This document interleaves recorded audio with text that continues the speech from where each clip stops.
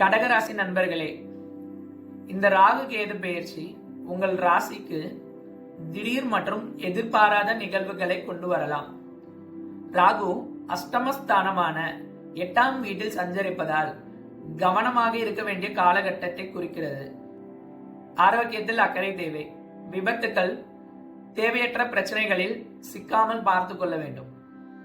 மறைமுகமான வழிகளில் பணவரவு அல்லது கூட்டு தொழில் மூலம் ஆதாயம் வரலாம்.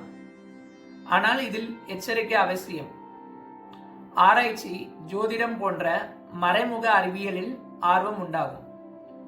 கணவன் மனைவி உறவுக்குள் விரிசல் உண்டு.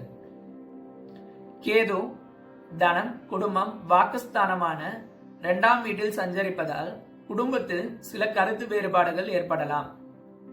நிதானம் மற்றும் அறிவாளித்தனத்துடன் பேச்சு வெளிப்படும். வார்த்தைகள் சில சமயங்களில் கடுமையாக வெளிப்படலாம்.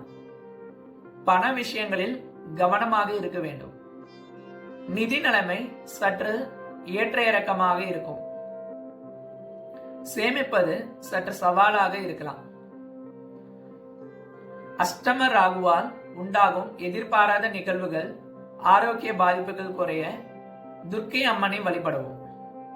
ராகு காலத்தில் துர்க்கை சன்னதியில் எலுமிச்சை தீபம் ஏற்றவும். குடும்பத்தில் தனவரவு சீராக அமைய வெள்ளிக்கிழமைகளில் மகாலட்சுமிக்கு நெய் தீபம் ஏற்றலாம்.